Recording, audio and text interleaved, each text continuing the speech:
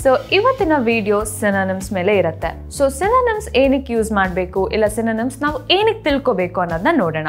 Synonyms ನಮಗೆ ಒಂದು ವರ್ಡ್ನ alternative ವರ್ಡ್ಸ್ಗಾಗಿ ಮತ್ತು ಒಂದು ವರ್ಡ್ನ ತುಂಬ ಯೂಸ್ ಮಾಡೋದನ್ನ ಪ್ರಿವೆಂಟ್ ಮಾಡೋದಕ್ಕೆ ನಾವು ಸಿನೋನಿಮ್ಸ್ನ ತಿಳ್ಕೊಳ್ಳೋಣ.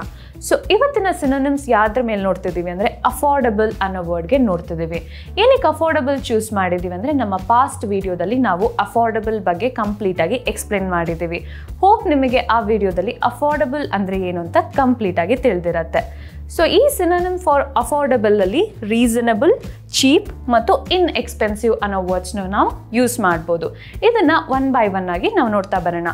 Reasonable, they sell good food at reasonable price. ಇಲ್ಲಿ ಆಹಾರವನ್ನು ನಾವು ಕೈಗೆಟುಕುವ ಬೆಲೆಯಲ್ಲಿ ಮಾರುತ್ತಿದ್ದೇವೆ ಅಂತ ಅರ್ಥ ಬರುತ್ತೆ. ಇಲ್ಲಿ ರೀಸನಬಲ್ ಬದಲಾಗಿ ನಾವು ಅಫೋರ್ಡಬಲ್ ಕೂಡ ಯೂಸ್ ಮಾಡ್ಬೋದು. ಎರಡನೇದಾಗಿ cheap. Ravi was looking for something cheap.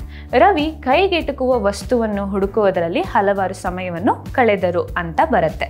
ಇಲ್ಲಿ ನಾವು ಚೀಪ್ ಬದಲಾಗಿ ರೀಸನಬಲ್ ಮತ್ತು ಅಫೋರ್ಡಬಲ್ ಎರಡು ವರ್ಡ್ಸ್ನು ಕೂಡ ಯೂಸ್ ಮಾಡ್ಬೋದು.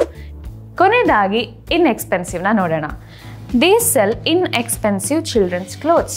ಅಂದರೆ ಇಲ್ಲಿ ಮಕ್ಕಳ ಬಟ್ಟೆಯನ್ನು ಕಡಿಮೆ ಬೆಲೆಯಲ್ಲಿ ಮಾರುತ್ತಿದ್ದಾರೆ ಅಂತ ಅರ್ಥ ಬರುತ್ತೆ.